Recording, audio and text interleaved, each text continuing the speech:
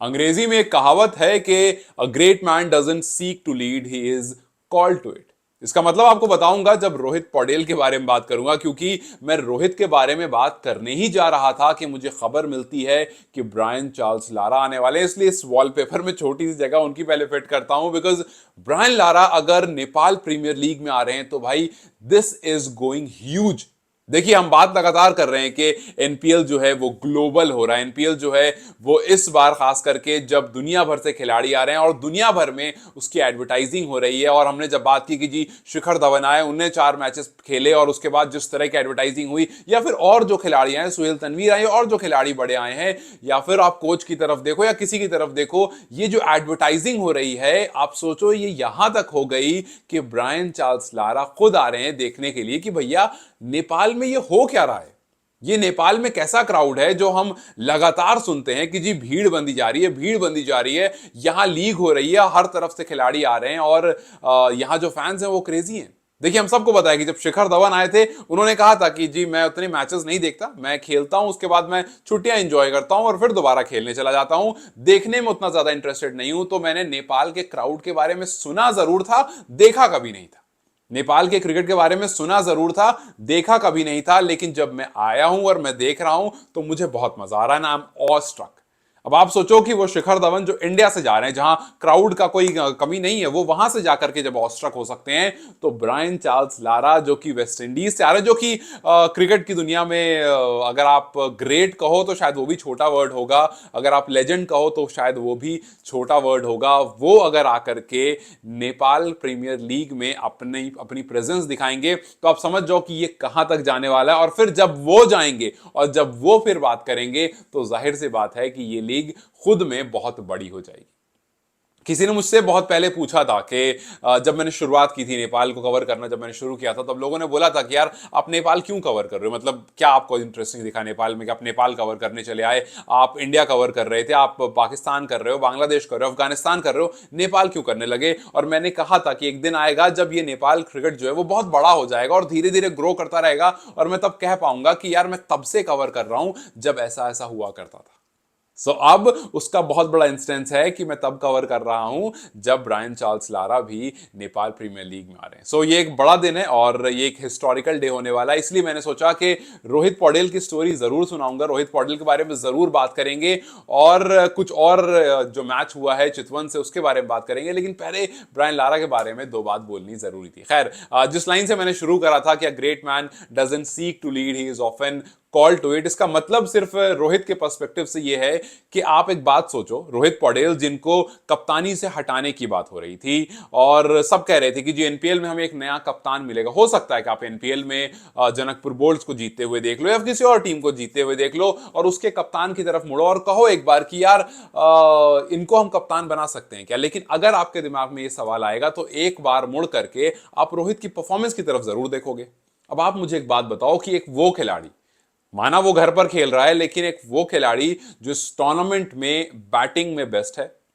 सिर्फ नेपाल में नहीं, ओवरसीज में आप देखो, चाहे आप इंडियन क्रिकेट को देखो, कहीं देखो, मतलब इंडियन से खैर शिखर धवन ही आए थे, लेकिन चाहे आप एसोसिएट क्रिकेट देखो, नेपाल क्रिकेट देखो, कुछ भी देखो, आपको हाईएस्ट रन गेटर में रोहित पौडेल दिखेगा। और हाईएस्ट रन गेटर से मतलब नहीं है कि भैया ज्यादा रन मार दिए, जिस तरह से वो रन मार रहा है भाई, वो स्वीप मार रहा है, वो स्विच हिट मार रहा है, वो रिवर्स मार रहा है, वो स्कूप मार रहा है, वो सारे शॉट उतने ही कॉन्फिडेंटली मार रहा है जैसा लग रहा है कि भाई ये टूर्नामेंट बना ही उसके लिए। और फिर जब हाथ में बॉल आती है तो वो विकेट्स ले रहा है। आप सोचो कि हाईएस्ट रन गेटर वो है, अगर लुम्बिनी की तरफ से बात करोगे तो हाईएस्ट विकेट टेकर भी वही है। जी हाँ, 7 विकेट रोहित पौडेल के पास है। 4 इनिंग में गेंदबाजी करी है, 5 मैच जो उन्होंने खेला है, बैटिंग 5 के 5 में की है, लेकिन बॉलिंग उन्होंने 4 इनिंग में की है और उस 4 इनिंग में उनके पास 7 विकेट। और जो हाईएस्ट विकेट टेकर हैं वो हैं रिजन धाकल और सुहेल तनवीर, दोनों के पास 9 विकेट्स हैं और उनकी 1 इनिंग ज्यादा, मतलब उन्होंने 5 इनिंग में वो काम किया है और 4 में 7 इनके पास है। मतलब एक और इनिंग में अगर ये 2 विकेट ले लेते हैं तो फिर इनके पास भी इक्वली होता है, एक मैच में और गेंदबाजी कर लेते हो। कुल मिलाकर बात यह है कि वो जो डायलॉग हो ना, आई गेस एवेंजर का, कि I do it my self, ये वही डायलॉग है जो रोहित पौडेल मानो हर मैच से पहले कहते हैं कि I will do it myself. जी हाँ, हर मैच में आप देखते हो बैटिंग करने आते हैं, ही स्ट्राइक्स एंड स्ट्राइक्स, और जब गेंद हाथ में लेते हैं तो वहां पर भी आज 4 विकेट लेकर गए।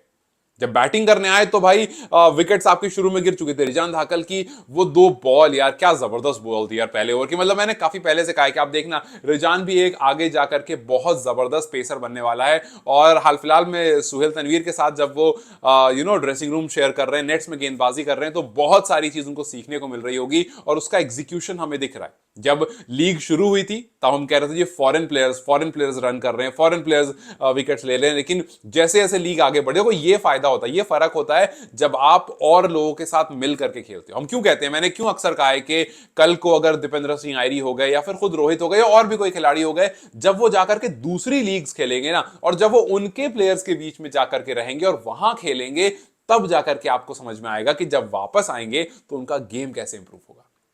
अब देखो एक लीग में नेपाल के बैटर्स बॉलर्स सबका गेम जो है वो इंप्रूव होता हुआ दिख रहा है। रिजान धाकल जिनको मैं तो बहुत हाई रेट करता हूं, लेकिन वो आप देखो जिस तरह से उनकी बॉल पढ़ करके राइट हैंडर के लिए अंदर आ रही है और टिप ऑफ स्टंप को हिट कर रही है, वो सबसे सटीक होता है जब आप टिप ऑफ स्टंप को हिट करते हो, बॉल पड़ के अंदर आना, ये लेफ्ट आर्म पेसर की ड्रीम डिलीवरी होती है। वो एक ओवर में 2-2 बार डालकर एक क्लीन बोल्ड कर रहे हैं। ये बताता है कि उनका सुहेल तनवीर के साथ जो एक्सपीरियंस है वो कितना अच्छा चल रहा है और उनका ये टोर कितना अच्छा चल रहा है। और बहुत सारे कप्तान हैं जिन पर सवाल भी उतने उठ रहे हैं। जैसे हम रोहित पौडेल की तारीफ कर रहे हैं, हम रिजान धाकल की तारीफ कर रहे हैं, लेकिन कुछ खिलाड़ी ऐसे भी हैं जिन पर सवाल उठ रहे हैं। जैसे आज जब लुम्बिनी लायंस आया बैटिंग करने, तो भाई सुबह के टाइम आप बैटिंग कर रहे हो, सुबह के टाइम बैटिंग करना मुश्किल होता है और आप बैटिंग कर रहे हो चितवन राइनोस के सामने, उस टीम के सामने जिसके बारे में ये कहा जा रहा है कि जिसकी बॉलिंग काफी अच्छी है। ये वो टीम है जो अच्छा से अच्छा टोटल अगर रखे तब भी ये डिफेंड कर देगी, कम से कम टोटल रखे तब भी ये डिफेंड कर सकती है, बिकॉज उसकी बॉलिंग लाइनअप बहुत अच्छी है। तो आप एक अच्छी बॉलिंग लाइनअप के सामने कर रहे हो, आपकी 2 विकेट जल्दी गिर जाती हैं और उसके बावजूद आप एक अच्छा टोटल करते हो, साथ के साथ आपकी लगभग 114 रन की पार्टनरशिप होती है, आप 167 बोर्ड पर लगा देते हो। और जो लंबे लंबे छक्के आपने मारे हैं, देखो सिक्सेस मारने के लिए जो स्ट्रेंथ चाहिए होती है ना, वो स्ट्रेंथ रोहित पौडेल के पास खूब है। भाई जो कोर स्ट्रेंथ रोहित पौडेल के पास है। अक्सर हम फिटनेस में डीएस आयरी की बात करते हैं कि भाई दीपेंद्र सिंह आयरी की फिटनेस जो है वो जबरदस्त है और वाकई है, इसमें कोई दो राय नहीं है, लेकिन रोहित पौडेल भी इक्वली फिट है। जब रोहित पौडेल ही भागते हैं तो वैसे ही भागते हैं। सो जो कैप्टन है ना, he is literally leading from the front. और आप मुझे अब बताओ कि भाई वो बंदा जो गेंदबाजी अच्छी कर रहा है, वो बंदा जो बल्लेबाजी अच्छी कर रहा है, वो बंदा जो टीम के साथ जो एक जिसको बहुत अच्छा बॉलिंग अटैक नहीं मिला उसके साथ कह रहा है कि जी मैं आगे से आकर करूंगा, क्या इन सब चीजों को देखने के बाद आपके दिमाग में ख्याल आएगा कि यार एक आध दो टूर्नामेंट और रोहित के साथ एज अ कैप्टन बढ़ते हैं, हो सकता है थोड़ा टीम जब चेंज हो सकता है कुछ प्लेयर एनपीएल के बाद टीम में और जब जुड़े तब जाकर के टीम की परफॉर्मेंस और अच्छी हो जाए। आई एम प्रीटी श्योर कि आप रोहित की ये परफॉर्मेंस देखने के बाद, क्योंकि देखो कोई भी फैन है वो रोहित से नहीं चिढ़ता या किसी पर्टिकुलर प्लेयर से नहीं चिढ़ता, वो उसकी परफॉर्मेंस खराब होने के बाद सवाल उठाता है। जैसे कुशल बुटेल है, उनकी परफॉर्मेंस खराब हुई तो सवाल उठने लगे, अब कल को परफॉर्मेंस अच्छी हो जाएगी तो लोग खुश हो जाएंगे, क्योंकि जाहिर सी बात है end of the day performance चाहिए, क्योंकि end of the day team जीतनी चाहिए। रोहित पौडेल जिस तरह से खेल रहे हैं वो ओमोडा के लिए नहीं जा रहे हैं, वो सुपर जो इलेक्ट्रिक कार ओमोडा मिलने वाली है नेपाल के प्लेयर को, वो उसकी तरफ नहीं जा रहे, मानो ओमोडा कार उनकी तरफ आ रही है कि भैया रोहित जिस तरह से आप खेल रहे हो आप आओ बैठो और ड्राइव करो और चलाओ। लेकिन मैं जरूर कहूंगा कि भाई रोहित को देख करके थोड़ा सा कुशल मल्ला और कुशल बुटेल को सीखना चाहिए, इसलिए क्योंकि आज देखो जब आपके पास एक बड़ा टोटल था, आप 6th राउंड बैटिंग करने आए। कुशल मल्ला आपको अगर अपनी स्ट्रेंथ से ज्यादा आपको लगता है कि जी बेंकिस्टन ज्यादा अच्छे खेल लेंगे, या और कोई सुहेल तनवीर को अपने ऊपर भेज दिया, आपको लगता है कि यार वो ज्यादा अच्छा खेल लेंगे, तो फिर आप कप्तान किस बात के हो? मतलब आप बैटिंग ऑलराउंडर हो, राइट? आपके पास एक बड़ा टोटल है 167 और आपको इस टाइम पर लीडिंग फ्रॉम द फ्रंट होना चाहिए कि जी 1 विकेट गिर गई है, मैं आप जा रहा हूं, मैं ऊपर से रन मारूंगा, जल्दी जाऊंगा, ज्यादा बॉल खेलूंगा,